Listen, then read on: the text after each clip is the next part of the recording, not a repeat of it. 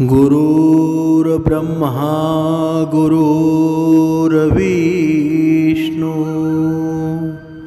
गुरुर्देव महेश्वरा सद्गुरु साक्षात परब्रह्म तस्मै श्री सद्गुरुवे नमः। जय जय रघुवीर समर्थ श्रीराम समर्थ। सद्गुरु चरणांना नतमस्तक होऊन आपण या शुभ दिनी या निरूपणास सुरुवात करूया। मायबाप सज्जनांचं स्वागत आहे। समर्थांनी सांगितलंच आहे ना, या आयुष्य आहे ना, ही एक परीक्षा आहे आणि त्यात दुःख आहे ना, हा प्रश्न आहे आणि आनंद हे त्याला उत्तर आहे ना। जो स्वतःवर विश्वास ठेवून प्रत्येक दिवस आनंदाने जगतो ना, तो ही खरी परीक्षा पास होत असतो। पण आयुष्यात एकदा तरी एकटेपणाची जाणीव होणं हे खूप महत्त्वाचं आहे, हे खूप गरजेचं आहे। कारण का? कारण त्या व्याकुळ अवस्थेमध्ये आपली आपल्याशी ओळख निर्माण होते। नाहीतर या कलियुगामध्ये आपण पाहतो, समर्थांनी सांगितलंच आहे ना, माणूस स्वतःला ओळखायला मात्र चुकतो, पण तो दुसऱ्याला ओळखण्याच्या खूप पटाईमध्ये असतो। पण समर्थांनी सांगितलेलं आहे ना, दुसऱ्याला ओळखून तुझं काही फल होणार आहे का? तुला ओळखायचं आहे ना, तू स्वतःला ओळख, तुझ्या अंतरंगाला ओळख। जेव्हा तुझी स्वतःची ओळख निर्माण होईल ना, तेव्हा आपोआप तुला सर्व ओळखायला लागतील। तुला दुसऱ्याला ओळखायची गरज नाही, कारण तुला ओळखणारा भगवंत वरती बसलेला आहे। म्हणून कुणाला काही दिल्याचा अहंकार कधीही बाळगू नकोस। कुणाचं ठाऊक जे तुम्ही देताय ना, ते कदाचित तुमच्यावर असलेले मागच्या जन्मांचे ऋण असेल, ते कर्ज असेल। म्हणून आयुष्यामध्ये जर माणसाला श्रीमंत व्हायचं असेल ना, तर कर्माने व्हायला हवं। कारण पण मनुष्य मात्र थोडं जरी दान कोणाला केलं ना, लगेच त्या दानाची परतफेड म्हणून आपण इतरांना सांगत सुटतो की मी ह्या गोष्टीचं दान केलं, मग त्या दानाचं पुण्य तुला मिळेल का? कधीच मिळणार नाही। म्हणून आपल्याला जे मिळालं नाही ना, ते दुसऱ्याला तरी मिळावं, हा विचार ज्या क्षणी आपल्या मनामध्ये जन्म घेतो ना, तेव्हापासून खऱ्या अर्थानं आपला प्रवास निरपेक्ष माणुसकीच्या दिशेने सुरुवात होतो। पण हे मनुष्याला कळतं कधी? जेव्हा त्याचा मृत्यू जवळ येतो। म्हणूनच समर्थांनी सांगितलेलं आहे ना, एका धान्याला जर कीड लागायला लागली ना, तर सर्व धान्य किडायला सुरुवात होते। म्हणजेच एका कुटुंबामध्ये जरी एखादा माणूस खराब असेल, तर कुटुंब बिघडायला वेळ लागत नाही। म्हणून असं म्हणतात ना, की घराचा पाया आहे ना, तो भक्कम हवा का हवा बरं? कारण ते संपूर्ण घर असतं ना, त्या पायावर बघा उभं राहिलेलं असतं। आणि जर घराचा प्रमुख माणूस जर सद्गुणी नसेल, तो अवगुणी असेल, तर ते घर राहील का? कधीच राहणार नाही। म्हणूनच समर्थांनी सांगितलंच आहे ना, हे जीभ आहे ना, जीभ हे दुधारी शस्त्र आहे। आणि एवढं वाईट शस्त्र आहे ना, ते एक वेळेला चांगलंसुद्धा आहे, म्हणजे अमृतसुद्धा आहे, आणि एक वेळेला विषसुद्धा आहे ना। म्हणजेच या जिभेनं माणसं जोडायला हवी, या जिभेनं सद्गुण भक्ती करायला हवी। पण हे तसं आपण करतो का? कधीच करत नाही। म्हणून असं म्हणतात ना, की बुद्धी बाजारामध्ये विकत मिळत नाही, हे बरोबर आहे ना। जर ती विक्रीसाठी असते ना, तर जगातील सगळ्यात श्रीमंत व्यक्तीकडे ती बुद्धी असती। धनाने आपण बुद्धी विकत घेऊ शकत नाही, परंतु बुद्धीने आपण खूप सारा पैसा कमवू शकतो ना। म्हणूनच या आजच्या या निरूपणामध्ये त्या 12 गुणांबद्दल आपण विचार करणार आहोत, विश्लेषण करणार आहोत, जे एका बुद्धिमान व्यक्तीकडे असतात। आणि हे 12 गुण म्हणजे त्यांना आत्मसात करून जर मनुष्याने वागलं ना, तर मनुष्य बुद्धिमान होऊन जातो। बघा, खूप वर्षापूर्वीची गोष्ट आहे. एकदा गुरु आपल्या आश्रमामध्ये शिष्यांना प्रवचन देत होते आणि ते त्यांना बुद्धीच्या महत्त्वाबद्दल समजावत होते. ते सांगत होते की जो माणूस बुद्धिमान असतो तो जीवनात कधीही हार मानत नाही. तो प्रत्येक परिस्थितीचा खंबीरपणे सामना करत असतो. म्हणजे काय? म्हणजे त्याला कठीण परिस्थिती देखील विचलित करू शकत नाही. तर एक मूर्ख व्यक्ती थोडीशी अडचण येताच विचलित होऊन जातो आणि तो हार मानतो.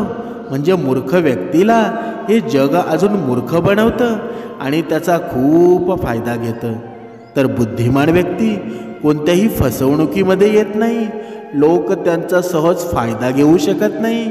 म्हणूनच तुम्हाला सर्वांना बुद्धिमान व्यक्ती बनायचं असेल ना, कारण हे जग खूप वाईट आहे आणि स्वार्थीसुद्धा आहे. हे बुद्धिहीन व्यक्तींना कधीच जगू देत नाही. त्यासाठी समर्थांनी आपल्याला हा भक्तिमार्ग सांगितलेला आहे, उपासना करायला सांगितलेली आहे, हे श्रवण करायला सांगितलेलं आहे. आणि त्यामुळे जर तुम्हाला फसवणूक आणि धोका किंवा कोणाच्याही वापरापासून वाचायचं जर असेल ना, तर तुम्हाला बुद्धिमान बनावं लागेल. पण मनुष्य बघा, तो स्वतः बुद्धिमान नसतो, पण स्वतःला बुद्धिमान समजत असतो. हीच त्याची चूक असते ना. जर तुम्ही बुद्धिमान नाही झालात ना आणि मूर्ख राहिलात, तर हे जग तुमचा खूप फायदा घेईल आणि तुम्हाला कधीच पुढे जाऊ देणार नाही. म्हणून माणूस कितीही सुंदर असला ना, तरी त्याच्यामध्ये बुद्धी नसेल तर त्याच्या सुंदरतेचा काही उपयोग आहे का? काहीच नाही. कारण त्याला माहीतच नसतं की त्यानं त्याची सुंदरता कशी वापरावी. म्हणूनच समर्थांनी सांगितलेलं आहे ना, आपण कोणतंही कार्य करायचं असो किंवा काहीही करायचं असो, म्हणजेच सोनं खूप किमती असतं, पण जर तुम्ही त्यांची किंमत ओळखू शकला नाहीत तर ते तुमच्या काही कामाचं आहे का? म्हणजेच मूर्ख लोकांसोबत सोनं आणि दगड एकसारखा असतो, त्यांना त्यामध्ये फरक करता येत नाही. म्हणजेच परंतु एक बुद्धिमान व्यक्तीला नीट समजतं ना की सोनं आणि दगडाच्या किमतीमध्ये काय फरक आहे बरं. म्हणून हे गुरूंचं बोलणं ऐकून शिष्यांपैकी एक शिष्य उभा राहतो आणि गुरूंना विचारतो, हे गुरुदेव, शेवटी आम्हाला कसं कळेल बरं, आम्ही मूर्ख आहोत की बुद्धिमान आहोत? शिष्यांचं हे बोलणं ऐकून गुरु हसतात आणि त्याला म्हणतात, बेटा, आज मी तुला बुद्धिमान लोकांचे हे 12 लक्षण सांगणार आहे. जर ही लक्षणं तुझ्यात असतील ना, तर तू एक बुद्धिमान व्यक्ती आहेस. आणि जर ती लक्षणं तुझ्यात नसतील तर त्यांना आत्मसात करून तू बुद्धिमानसुद्धा व्यक्ती बनू शकतोस. इथे आपण पाहिलं असेल, समर्थांनी सुद्धा सांगितलेलं आहे ना, मनुष्याच्या जीवनामध्ये सगळ्यांना वाचता लिहिता येतं का? सगळे साक्षर आहेत का? असे भरपूर भक्त आहेत, त्यांना वाचता लिहितासुद्धा येत नाही, तरीसुद्धा भक्तिमार्गामध्ये आहेत आणि या भक्तिमार्गामध्ये राहून त्या आनंदाचं जीवनसुद्धा जगत आहेत. म्हणूनच समर्थांनी सांगितलेलं आहे ना, बुद्धिमान व्यक्ती नक्कीच बनायला हवं. पण हे बुद्धिमान व्यक्ती बनायला मन स्थिर असायला हवं ना.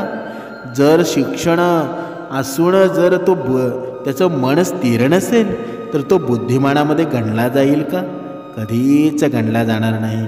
म्हणून बघा, नंतर ते गुरु पहिलं लक्षण सांगताना शिष्यांना म्हणतात, बुद्धिमान व्यक्ती नेहमी काहीतरी नवीन शिकत राहतात. कारण कोणीही आपल्या आईच्या गर्भातून सर्व काही शिकून येत नाही. जगात जन्म घेतल्यावर काहीतरी शिकायला मिळतं ना. आणि जो माणूस आपल्या जीवनात शिकत राहतो तो कधीच हारत नाही. कारण जीवनात या शिकलेल्या कोणत्याही गोष्टी वाया जात नाही. प्रत्येक गोष्टीचं आपलं एक वेगळं महत्त्व आहे. आणि म्हणूनच जेव्हा आपण काही शिकतो ना, तेव्हा ते आपल्या जीवनात कधी ना कधी नक्कीच उपयोगात येतं. म्हणून ते गरजेचं नाही की आपण फक्त शाळा किंवा गुरुकुळमध्ये काही नवीन शिकावं.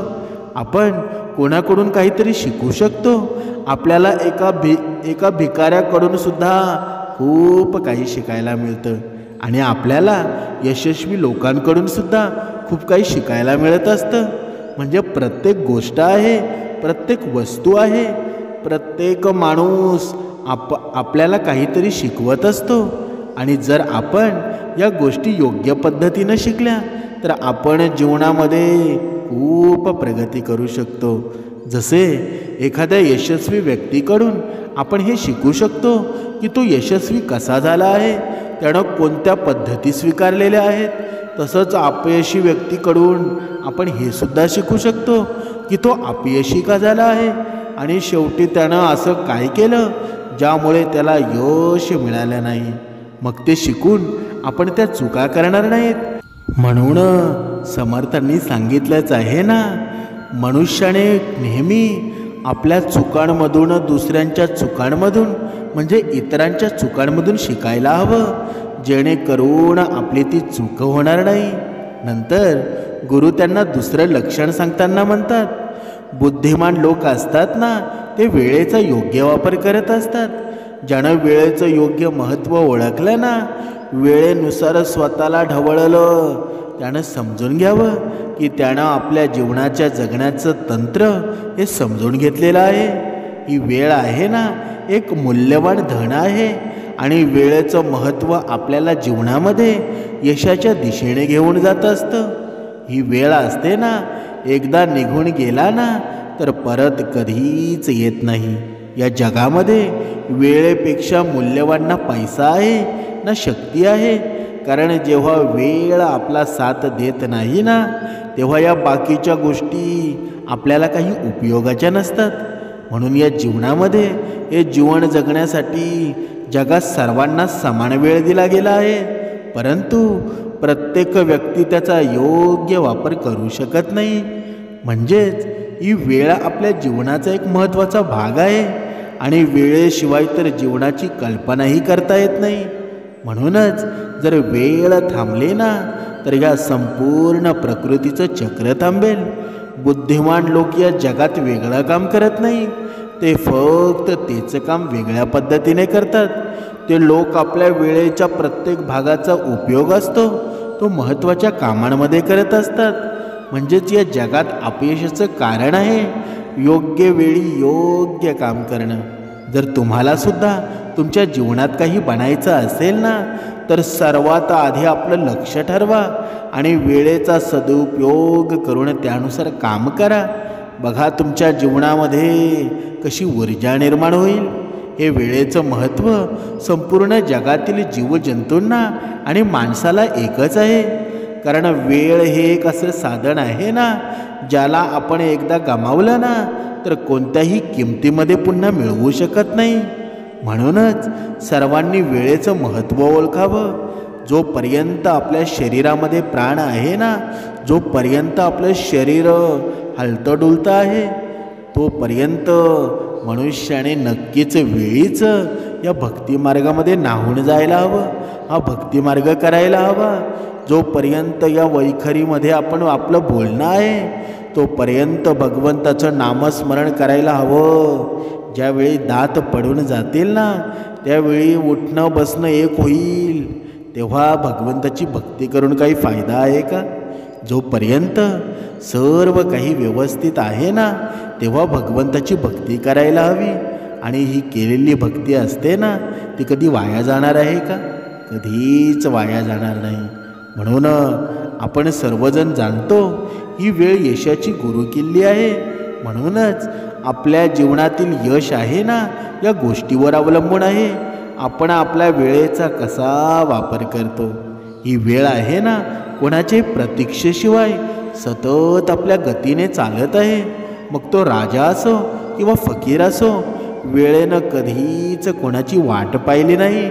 आपण सर्वांनी नेहमी वेळेचा योग्य वापर करायला हवा आणि प्रत्येक काम वेळेच्या अनुसार करायला पाहिजे. म्हणून वेळेचा अपव्यय करणं म्हणजे जीवनाचा अपव्यय करणं आहे ना.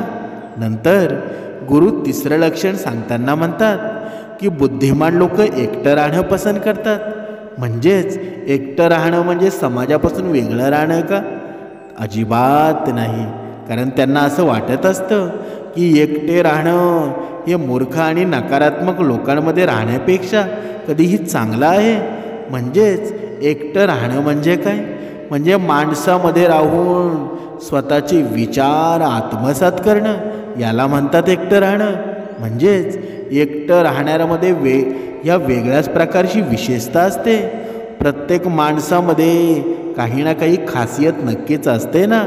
म्हणूनच समर्थांनी सांगितलेलं आहे, जर एखाद्या मनुष्याला काही येत नसेल ना, शिक्षणाचं काही जमत नसेल, त्याला दुसरं काम काही येत नसेल, पण त्याच्यामध्ये प्रत्येक मनुष्यामध्ये एक ना एक अशी खासियत असते. म्हणून प्रत्येक आईवडिलांनी एक गोष्ट लक्षात ठेवा, तुमचा जरी मुलगा किती शिक्षणामध्ये ढ असेल, त्याला काही जरी येत नसेल ना, तुम्ही त्याला कमी समजू नका. त्याला काही येतं ना, त्या गोष्टीचा तुम्ही विचार करा. कारण यामुळं आईवडिलांचे आणि मुलांचं भांडणं होतात. कधीकधी बघा, आईवडिलांनी दिलेला तो प्रेशर असतो, आईवडिलांनी दिलेला तो दुजोरा असतो ना, तो मुलांना आत्महत्येमध्ये प्रवृत्त करत असतो. बघा, काही मुलं असतात आईवडिलांवर राग येऊन आत्महत्या करतात. पण या गोष्टी संपतील कधी? जेव्हा आपली मुलगी असेल, जेव्हा भक्ती मार्गामध्ये येईल ना, सर्व कुटुंब समर्थांच्या निगराणीमध्ये राहील, सर्व कुटुंब सद्गुरू स्वारींच्या पूर्ण छत्रछायेमध्ये राहील ना, तेव्हा आपल्या मुलांच्या जीवनामध्ये हे मनामध्ये हे असे विचार येतील का? कधीच येणार नाही. म्हणूनच समर्थांनी सांगितलेलं आहे ना, जेव्हा सर्व कुटुंब या भक्ती मार्गामध्ये येईल ना, ते सर्वात सुखी आईबापसुद्धा असतील आणि सर्वात सुखी मुलगासुद्धा असेल. कारण ही सांगड घालण्याचं काम आहेत ना, हे समर्थ करत असतात. म्हणून प्रत्येक माणसामध्ये काही ना काही खासियत नक्कीच असते, पण त्या खासियतीचं ज्ञान आपल्याला तेव्हाच होतं जेव्हा आपण एकटे राहून स्वतःसोबत वेळ घालवतो. जे लोक नेहमी लोकांच्यामध्ये अडकून राहतात ना, अशा लोकांना त्यांच्या खासियतीबद्दल कधी समजत नाही. कारण ते इतरांना पाहून त्यांच्यासारखे बनायचा प्रयत्न करतात. पण जो माणूस एकटा राहतो, तो कोणाच्याही प्रभावाखाली येत नाही आणि फक्त तेच करतो जे त्याला आवडतं. म्हणून एकटा राहणारा व्यक्ती स्वतःचे निर्णय स्वतः घेतो. आणि जे लोक गर्दीत राहतात, ते लोकांकडून विचारून निर्णय घेत असतात, म्हणजे जे कधीकधी चुकीचेही होऊ शकतात. आणि जेव्हा आपण कोणाला काही विचारतो ना, तेव्हा आपल्यासमोर खूप गोष्टी येतात आणि त्या गोष्टींना ऐकून कधीकधी आपल्यामध्ये आत्मग्लानी निर्माण होते. जसे की याच्यामध्ये ही खासियत आहे, ती माझ्यात का नाही? याने तर असं केलं, ते माझ्याकडून का होत नाही? आणि याच विचाराने आपलं मन दुखावत राहतं. आणि एकटा माणूस त्याने घेतलेल्या निर्णयावर खुश राहतो. जरी त्याचा तो निर्णय चुकला ना, तरी त्या निर्णयावर त्याचा विजय असतो. कारण त्याला सांगणारा कोणी नसतो. तो काय करू शकतो ना आणि काय करू शकत नाही, तो माणूस एकटा राहतो ना, तो स्वतःबद्दल चांगल्या प्रकारे जाणून घेऊ शकतो. म्हणून आपलं काम उत्तम प्रकारे करू शकतो. कारण त्याला भडकवणारा त्याच्या आसपासही कोणी नसतो. म्हणून एकटा राहणारा व्यक्ती आहे ना, कधीही कोणत्याही कामासाठी दुसऱ्यावर अवलंबून राहत नाही. तो त्याचं काम स्वतः करत असतो, ज्यामुळे त्याचं सर्व काम वेळेवर पूर्ण होतं. कारण त्याला चांगलंच माहीत असतं की हे जग स्वार्थी आहे आणि जर आपण कोणाकडूनही मदत घेतली तर समोरचा व्यक्ती तो नेहमी गिनती करत राहतो. म्हणूनच ते कधीही कोणाचं उपकार घेत नाहीत. आता ते गुरुजी चौथं लक्षण सांगताना सांगतात की बुद्धिमान लोक आहेत ना, ते नेहमी कमी बोलत असतात. कमी बोलण्याचा अर्थ असा नाही की तुम्ही बोलूच नाही. म्हणून कमी बोलण्याचा अर्थ असा आहे की जितकं गरजेचं आहे ना, तितकंच मनुष्याने बोलायला हवं. बुद्धिमान लोक जास्त ऐकतात आणि कमी बोलत असतात. ते फक्त तितकंच बोलतात जितकं आवश्यकता असते. ते लोक शांतपणे समोरच्याचं बोलणं नीट ऐकून घेतात आणि त्यानुसार उत्तर देतात. जेव्हा आपण कोणतीही गोष्ट लक्षपूर्वक ऐकतो, तेव्हा आपल्याला त्या गोष्टीतून खूप काही शिकायला मिळतं ना. तर मूर्ख लोक असतात ना, कोणत्याही कारणाशिवाय बडबड करत राहतात. ते समोरच्यांचं ऐकण्याऐवजी स्वतःचीच गोष्ट सांगण्यामध्ये जास्त विश्वास ठेवतात आणि ज्यामुळं त्यांना समोरच्या व्यक्तीकडून काहीही नवीन शिकण्याची संधी मिळत नाही. म्हणून कमी बोलणारा व्यक्ती आहे ना, तो कधीच कोणाशी वाद करत नाही. तो कोणाच्या वादात सुद्धा अडकत नाही. जर त्याला एखादी गोष्ट योग्य वाटत नसेल तर तो तिथून शांतपणे निघून जातो. तर मूर्ख व्यक्ती अधिक वाद घालायला लागतो आणि मग तो त्या वादामध्ये असं काही बोलून जातो ना, त्याला बोलायचं नव्हतं, मग तेच त्याच्या समस्येचं कारण बनतं. म्हणूनच समर्थांनी सांगितलेलं आहे ना की बुद्धिमान लोक असतात ना, फक्त तितकंच बोलत असतात जितकी आवश्यकता असते आणि जितकं योग्य असतं. ते कमी शब्दामध्ये आपली गोष्ट पूर्ण करतात आणि ज्यामुळं समोरचा व्यक्ती त्याचं बोलणं जास्त लक्षपूर्वक ऐकतो. तर हा मूर्ख व्यक्ती असतो ना, तो एकच गोष्ट पुन्हा पुन्हा बोलत राहतो, ज्यामुळं लोक त्याच्या बोलण्याकडे लक्ष देत नाही आणि त्याचं बोलणं सुद्धा ऐकायला आवडत सुद्धा नाही. म्हणजेच ही शब्द ती ताकद आहे ना, ज्यानं आपण लोकांना आपल्या बाजूला आकर्षित करू शकतो. हा शब्दांचा खेळ करून आपण कोणालाही आकर्षित करू शकतो, दुसऱ्याचं मनसुद्धा जिंकू शकतो. आणि ही कला बुद्धिमान लोकांमध्ये आहे ना, ती उत्तम प्रकारे असते. पुढे ते गुरुजी 5वं लक्षण सांगताना म्हणतात की बुद्धिमान लोक आपली कमजोरी आहे ना, ती कोणालाच सांगत नाहीत. बघा, इथे समर्थांनी सुद्धा सांगितलेलं आहे, जेव्हा आपलं कुटुंब असतं ना, एकदम आनंदामध्ये असतं, सुख समाधानामध्ये असतं, तेव्हा आपल्या जीवनामध्ये अशी एखादी गोष्ट घडते ना की आपल्या जीवनामध्ये एवढं संकट निर्माण होतं, एवढ्या गोष्टी दुःखाच्या होऊन जातात ना, मग ते लगेच आपण दुःख, बघा, आपले शेजारी असोत, आपले नातेवाईक असोत, सर्वांना सांगायला सुरुवात करतो. पण समर्थांनी सांगितलेलं आहे, आपला ज्याच्यावर विश्वास नसेल ना, त्याला अशा गपचूप गोष्टी कधीच सांगू नका, त्याच्याशी कधी शेअर करू नका. कारण जेव्हा तुमच्या ज्या दुःखदायक गोष्टी असतात, तुम्हाला पीडा देणाऱ्या गोष्टी जर आपण समोरच्याला सांगितल्या ना, तर तो आपल्या जीवनामध्ये अजून पीडा निर्माण करत असतो. म्हणून आपल्या पतीशिवाय, आपल्या पत्नीशिवाय किंवा आपल्या आईवडिलांशिवाय या महत्त्वाच्या गोष्टी कोणालाही सांगू नका. कारण त्यामध्ये आपल्या जीवनामध्ये दुःखच निर्माण होतं ना, बाकी त्या व्यतिरिक्त काही होतं का? पण जे बुद्धिमान लोक आहेत ना, ते चांगल्या प्रकारे जाणत असतात, आज जो आपला मित्र आहे ना, तो उद्या आपला शत्रूसुद्धा बनू शकतो. म्हणूनच ते आपल्याबद्दलच्या गोष्टी आहेत ना, आपली कमजोरी कोणालाच सांगत नाही. तर मूर्ख लोक असतात, आपल्या मनातील गोष्टी, घर परिवाराच्या गोष्टी आणि ज्या गुप्त ठेवायच्या आहेत ना, त्या सर्व शेजाऱ्यांना, नातेवाईकांना सांगत सुटतात. म्हणजे त्यामध्ये फसले जातातच ना.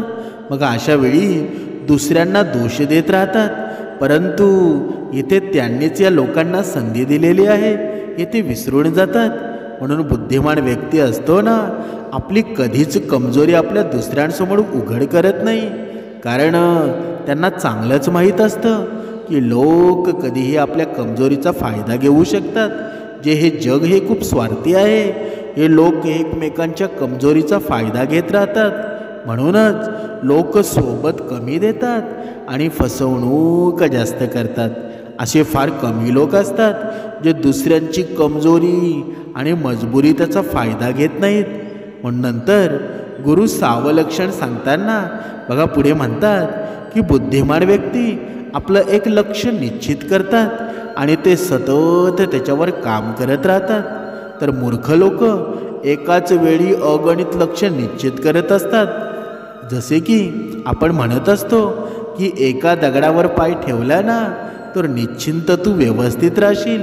पण तुझ्या अनेक दगडांवर पाय असतील ना, तर तू पाण्यामध्ये कधी बुडून जाशील ना, तुला कळणारसुद्धा नाही. म्हणजे जसे की आपण एकाच वेळी खूप सारे वस्त्र धारण करू शकत नाही, त्याचप्रमाणे आपण एकाच वेळी खूप सारे कार्यही करू शकत नाही. आणि बुद्धिमान लोक असतात ना, हे चांगल्या प्रकारे जाणतात की एकाच वेळी फक्त एक कार्य करू शकतात. ते विविध प्रकारच्या कार्यांमध्ये आपला वेळ घालवत नाही, आपल्या जीवनात एकच लक्ष ठेवतात आणि त्याच्यावर सतत काम करत राहतात, ज्यामुळं त्यांना यश खूप लवकर मिळतं. तर मूर्ख लोक असतात ना, खूप सारे लक्ष निश्चित करतात आणि मग निकाल होतो की त्यांचं एकही लक्ष पूर्ण होत नाही.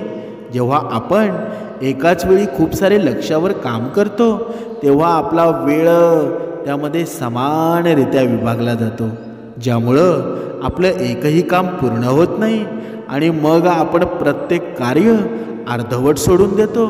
तर हे की वेगळं लक्ष ठेवल्यानं आपलं संपूर्ण लक्ष त्यावर असतं, म्हणून ज्यामुळं आपला संपूर्ण वेळ त्यावर लागतो आणि आपलं कार्यसुद्धा पूर्ण होतं. म्हणून नंतर गुरु 7वं लक्षण सांगताना म्हणतात की बुद्धिमान लोक असतात ती कधीही स्वतःची तुलना कुणाशी दुसऱ्यासोबत करत नाहीत. जो व्यक्ती स्वतःची तुलना दुसऱ्यांशी करतो तो नेहमी दुःखी राहतो, कारण जगात सर्व माणसं वेगवेगळी आहेत आणि सर्वांमध्ये वेगवेगळ्या प्रकारच्या प्रतिभासुद्धा आहेत. म्हणून सर्वांमध्ये विचार करण्याच्या आणि समजून घेण्याच्या क्षमता वेगवेगळ्या आहेत ना, आणि ही गोष्ट बुद्धिमान लोक चांगल्या प्रकारे जाणतात. म्हणूनच हे कधीही स्वतःची तुलना दुसऱ्यांसोबत करत नाहीत. जसा की एक आंबा सर्व प्रकारचे फळं देऊ शकत नाही, तसाच एका माणसामध्ये सर्व प्रकारचे गुणसुद्धा असू शकत नाहीत ना. म्हणून प्रत्येकामध्ये वेगवेगळ्या प्रकारचे गुण आहेत आणि वेगवेगळ्या प्रकारच्या प्रतिभासुद्धा असतात, म्हणजे त्याच गुणांच्या आधारे ते यशस्वी बनू शकतात.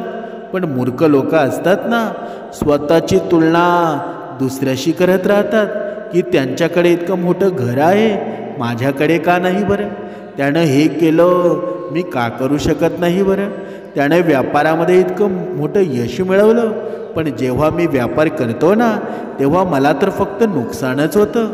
या सर्व नकारात्मक विचारांमुळं तो कधीच यशस्वी होत नाही.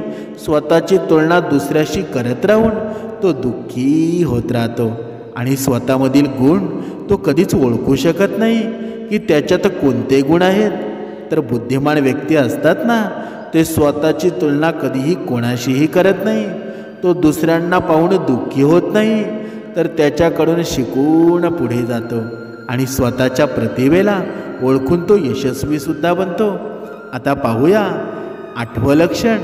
गुरु त्या शिष्यांना 8वं लक्षण सांगताना म्हणतात की बुद्धिमान लोक कधीही दुसऱ्यांवर अवलंबून राहत नाही, ते कोणाकडून अपेक्षा ठेवत नाहीत आणि बुद्धिमान लोक स्वतःचं काम स्वतः पूर्ण करतात. ते कोणावरही दुसऱ्यावर अवलंबून राहत नाही. तो माझं हे काम पूर्ण करेल, ज्यामुळे त्याचं काम वेळेवर पूर्ण होतं आणि ते निश्चित राहतात. तर मूर्ख लोक आपली अधिकतर कामं दुसऱ्यावर अवलंबून ठेवतात, तेही अपेक्षा करून बसतात की माझं हे काम आहे ना तो पूर्ण करेल, आणि जेव्हा त्याचं काम वेळेवर पूर्ण होत नाही ना तेव्हा तो चिंतेमध्ये पडतो, दुःखी होतो, आणि चिंतेमध्ये जेव्हा पडतो ना, जेव्हा दुःखी होतो तेव्हा त्याची सर्व कामं बिघडली जातात. या जगामध्ये कोणाकडे इतका वेळ नाही की तो दुसऱ्याचं काम पूर्ण करेल. म्हणून समर्थांनी सुद्धा सांगितलेलं आहे ना, जेव्हा तुझ्या कुटुंबावर अशी वेळ येईल ना की सर्व तुम्ही समुद्राच्या पाण्यामध्ये आहात, बघा तुमच्या मानेपर्यंत पाणी आलेलं आहे, आणि जेव्हा मानेपर्यंत पाणी येईल ना तेव्हा तुझ्या कुटुंबातला एकही व्यक्ती तुझ्याजवळ नसणार आहे, कुणीच नसणार आहे. प्रत्येक मनुष्य आहे ना, प्रत्येकाचा जीव वाचवण्याचा प्रयत्न करेल, तेव्हा तू काय करशील बरं. म्हणून आत्तापासूनच सवय ठेव, हे समर्थ विचार तुझ्यासोबत असतील ना तर तू नक्की स्वतः निर्णय घेशील, इतरांवर कधीही अवलंबून राहणार नाही. भले तू आज चुकशील, पण तुझा येणारा मार्ग आहे ना तो योग्य मार्ग असेल. म्हणून इतरांवर अवलंबून राहू नकोस, कारण सगळे लोक असतात ना आपापल्या कामांमध्ये व्यस्त असतात. जर तुम्ही अपेक्षा स्वतःकडून ठेवलीत ना तर तुमचे प्रत्येक काम वेळेवर पूर्ण होईल आणि जर दुसऱ्यांवर ठेवलं ना तर सगळी कामं अर्धवट राहतील. म्हणून बुद्धिमान लोक कधीच कोणाचे उपकार घेत नाही आणि ना कोणाकडून अपेक्षा ठेवतात. ते त्याचं काम असताना ते स्वतःच पूर्ण करत असतात. नंतर गुरु 9 लक्षण सांगताना शिष्यांना म्हणतात की बुद्धिमान लोक नेहमी तणाव, राग आणि चिंता यापासून दूर राहतात. कारण त्यांचं मन एकचित्त झालेलं असतं. ते मन कधी डगमगू देत नाही. आणि हा राग आहे ना, हा राग माणसाचा सर्वात मोठा शत्रू आहे. चिंता आहे ही सर्वात मनुष्याचं शत्रू आहे.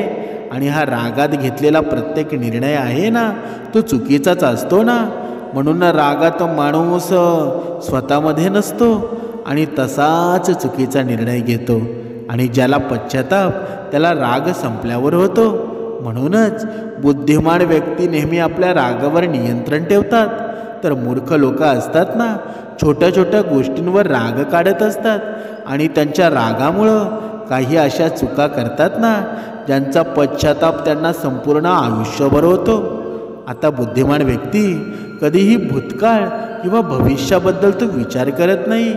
तो नेहमी वर्तमानात राहून आपल्या जीवनाचा आनंद घेत असतो. तो कधीही कोणत्याही गोष्टीची चिंता करत नाही. तो फक्त आणि फक्त आपल्या कर्मावर लक्ष देतो. तो विनाकारण चिंता तणावामध्ये आपला वेळ वाया घालवत नाही. कारण त्याला माहीत आहे की चिंता केल्यानं काहीही होणार नाही. जे व्हायचं ते झालं आणि जे होणार आहे ते होणारच आहे. म्हणून जो माणूस छोट्या छोट्या गोष्टींवर चिंतित होतो आणि तणावामध्ये वागतो ना त्याचं जीवन अडचणींनी आणि समस्यांनी भरलेलं असतं. म्हणून मूर्ख लोक असतात ते नेहमी भूतकाळामध्ये आणि भविष्य काळाबद्दल विचार करून चिंतित होतात. ज्यामुळं ते त्यांच्या वर्तमानावर लक्ष देऊ शकत नाही आणि हळूहळू त्यांची चिंता त्यांना जगताना खाऊन टाकते आणि मग त्यांचं संपूर्ण जीवन नष्ट होतं. ते नंतर गुरु 10 लक्षण सांगताना म्हणतात की बुद्धिमान लोक कधीही कोणावर डोळे बंद करून विश्वास ठेवत नाही. ते सर्वप्रथम आपल्या बुद्धीच्या जोरावर गोष्टी असतात त्या घटना तपासत असतात. त्या घटना पारखतात. ते सत्याच्या तहाला पोचतात आणि मग त्यानंतर त्याच्यावर विश्वास ठेवतात. म्हणजेच समोरचा व्यक्ती कितीही गोड गोड बोलत असला, कितीही प्रयत्न जरी करत असला ना तरीही बुद्धिमान व्यक्ती त्याच्या बोलण्यावर कधी विश्वास ठेवत नाही. जोपर्यंत समोरच्या व्यक्तीच्या कृती अथवा त्याच्यात समानता दिसत नाही ना, बुद्धिमान व्यक्ती त्या पुराव्यांवर विश्वास ठेवत असतो. म्हणजेच आपल्या डोळ्यांनी पाहिलेल्या आणि कानांनी ऐकलेल्या गोष्टींवरच विश्वास ठेवतो. तो लोकांच्या गोष्टींपेक्षा आपल्या कर्मावर लक्ष देतो. म्हणूनच अशा व्यक्तीला कोणी लवकर फसवू शकत नाही. तर मूर्ख व्यक्ती विचार न करता कोणाच्याही बोलण्यावर विश्वास ठेवतो. इथे समर्थांनी सुद्धा सुंदर सांगितलेलं आहे. या नवरा बायकोचं नातं असतं ना, पती पत्नीचं नातं असतं, का तुटत असतं बरं? एखाद्या आपल्या पत्नीबद्दल आपलाच मित्र आपल्याला सांगू लागतो की तुझी पत्नी वाईट आहे, तिचं लक्षण ठीक नाही, आणि लगेच हा घरी दारू पिऊन येतो, ड्रिंक करून येतो आणि घरामध्ये दुःखाचं वातावरण निर्माण करतो. आपल्या पत्नीला मारू लागतो, आपल्या मुलांना मारू लागतो. पण त्याला समजत नाही की तुझ्या घरामध्ये झालेलं दुःख असतं ना त्याच्यामुळं तुझ्या मित्राला आनंद होतो. म्हणून प्रत्येक मनुष्याने एक गोष्ट लक्षात ठेवा, आपल्या घरात कधीही कलह निर्माण करू नका. जेव्हा आपण आपल्या घरामध्ये आपल्या पत्नीशी भांडतो ना तेव्हा आपल्या धन संचयामध्ये सुद्धा कमीपणा येत असतो. आपली संपत्तीसुद्धा ॲटोमॅटिक कमी व्हायला लागते. कारण लक्ष्मी अशा घरामध्ये कधीच प्रवेश करत नाही, कधीच राहत नाही. तिथे अलक्ष्मी निर्माण होते. म्हणून ही गोष्ट प्रत्येकाने लक्षात ठेवायला हवी. आणि ज्यामुळं कोणत्याही व्यक्ती त्याला मूर्ख बनवतो आणि त्याचा फायदा घेत असतो, त्याच्याकडून चुकीचं कामही करून घेतो. आणि असे लोक असतात ना कोणाच्याही विरोधात सहज भडकत असतात. आता पाहूया 11वं लक्षण. बुद्धिमान व्यक्ती असतो ना, आळस आणि लोभ याच्यापासून खूप दूर असतो. तो आळस आणि लोभाचा शत्रू असतो आणि शत्रू समजून त्यांच्यापासून दूर राहतो. म्हणूनच तो स्वतःला कधीही या सवयींना बळी पडू देत नाही. कारण काम टाळण्याची जी सवय आहे ना, ती माणसाला कधीही पुढे जाऊ देत नाही. ही सवय ही एक मानसिक आजार आहे आणि जी बहुतेक लोकांमध्ये आढळतो आणि त्यांच्या अपयशाचं हे सर्वात मोठं कारण असतं. म्हणून मूर्ख व्यक्ती नेहमी प्रत्येक कामामध्ये आळस करतात, प्रत्येक काम उद्यावर ढकलतात आणि ज्यामुळं त्यांचा उद्याचा दिवस आहे ना, तो कधीच येत नाही. असं करत करत त्यांचं अर्ध आयुष्य निघून जातं. जेव्हा त्यांना शुद्धी येते ना, तेव्हा खूप उशीर झालेला असतो. आता नंतर शेवटचं लक्षण पाहूया की बुद्धिमान लोक असतात ना, ते अपयशी झाल्यावर कधी हार मानत नाही. समर्थांनी सुद्धा सांगितलेलं आहे ना, माणसाच्या जीवनामध्ये यश आणि अपयश या दोन बाजू आहेत. माणसाच्या जीवन नुसतं यशानेच भरलेलं असतं का? अपयशसुद्धा गरजेचं असतं. जेव्हा अपयश येतं ना, तेव्हा यशाची खरी किंमत कळते. म्हणून अपयशसुद्धा गरजेचं आहे ना. पण बुद्धिमान लोक असतात ना, अपयशी झाल्यावर सुद्धा हार मानत नाही. ते कधीच आपल्या पराभवाला आपलं शस्त्र बनवत असतात. त्यातून शिकून पुन्हा आपल्या कामामध्ये गुंतून जातात. ते कधीही भूतकाळात मिळालेल्या यशावर विसंबून राहत नाही आणि ना त्याचं गुणगान करत असतात. कारण त्यांना हे चांगलंच माहीत असतं की गेलेले दिवस, भविष्य त्यांना तेवढंच मिळेल ज्यासाठी ते आज मेहनत करतील. म्हणून अपयश बुद्धिमान लोकांना थोड्या वेळेसाठी दुःखी तर नक्कीच करू शकतो, पण त्यांना कधीच विचलित करू शकत नाही. कारण बुद्धिमान लोक हे जाणतात ना की अपयश काहीच नसतं, तर यश मिळण्यापूर्वी मिळणारी ती शिकवण असते ना, जी त्यांना त्यांच्या चुका आणि उणिवाबद्दल सांगते. या शिकवणीनुसार या पुढच्या वेळी आणखी चांगल्या प्रकारे तयारी करू शकतात. म्हणजेच बुद्धिमान लोक अपयशांना ही शिकण्यासाठी संधी समजतात आणि संधीचा सदुपयोग करण्याचा प्रयत्न करतात. तर मूर्ख लोक आपल्या अपयशांना घाबरून जातात आणि हार मानतात आणि मग त्या भीतीमुळं त्या कामाला तिथेच सोडून देतात आणि ज्यामुळं ते यशापासून मैलो दूर राहतात. समर्थांनी सांगितलेलं आहे, या 12 गोष्टींपासून मनुष्याने काय शिकावं बरं? आता इथे तुमच्या मनामध्ये हा प्रश्न निर्माण झाला असेल की माझ्याकडे शिक्षण नाही, तर मी बुद्धिमान होऊ शकतो का? समर्थांनी सुंदर सांगितलेलं आहे, बुद्धिमान होण्यासाठी शिक्षणाचा काहीच उपयोग नसतो. जो बुद्धिमान जर शिक्षणाने जर बुद्धिमान होत असेल ना, ज्ञानी होत असेल, तर तो बुद्धिमान माणूस आत्महत्या का करू शकतो बरं? म्हणून शिक्षणाचा आणि बुद्धीचा याचा काहीच फरक नसतो. म्हणून समर्थांनी सांगितलेलं आहे, तुमची बुद्धी असते ना, तुमची आत्मसात तुमच्या सोबतच असते. म्हणून तुमची जर बुद्धी स्थिर नसेल ना, तर तुम्ही जीवनामध्ये यश निर्माण करू शकत नाही. तुम्ही अवगुणांमध्ये जाल. जर सद्गुणांमध्ये तुम्हाला निर्माण व्हायचं असेल, तुमचं मन एकाग्र राहायला हवं, तुमचं मन एकाग्र व्हायला हवं, एक चित्त व्हायला हवं. तेव्हा तुम्ही अहंकारापासून सुद्धा दूर राहाल आणि लोभापासून सुद्धा दूर राहाल. म्हणून आपलं जीवन कल्याणकारी बनवण्यासाठी, समाधानकारी बनवण्यासाठी समर्थांनी सांगितल्याप्रमाणे उपासना करा. 2 वेळची उपासना करा. भक्ती मार्गामध्ये मन रमवा. श्रवण चालू ठेवा. तुम्हाला जीवनामध्ये काहीच कमी पडणार नाही. तुमच्या जीवनामध्ये ज्या गोष्टी तुम्ही ज्या मनामध्ये ठरवलेल्या आहेत ना, त्या सर्व पूर्ण होणार आहेत. सद्गुरू आईवर विश्वास ठेवा. हा विश्वास तुमचा पूर्ण विश्वास साध्य करून टाकेल आणि तुमच्या जीवनामध्ये कसलीही कमतरतासुद्धा राहणार नाही. ही विश्वास आणि श्रद्धा असेल ना, तुमच्या सर्व गोष्टी व्यवस्थित होतील. म्हणून आयुष्यामध्ये या 12 गोष्टींचं अनुकरण करा. या 12 गोष्टी जीवनामध्ये अंमलात आणा. या 12 गोष्टींचं तुमच्या जीवनामध्ये तयार करा. तुम्ही कधीच पराभूत होऊ शकत नाही.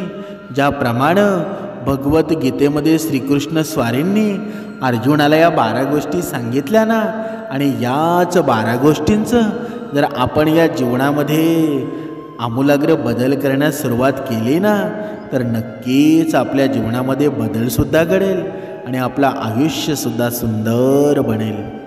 जय जय रघुवीर समर्थ.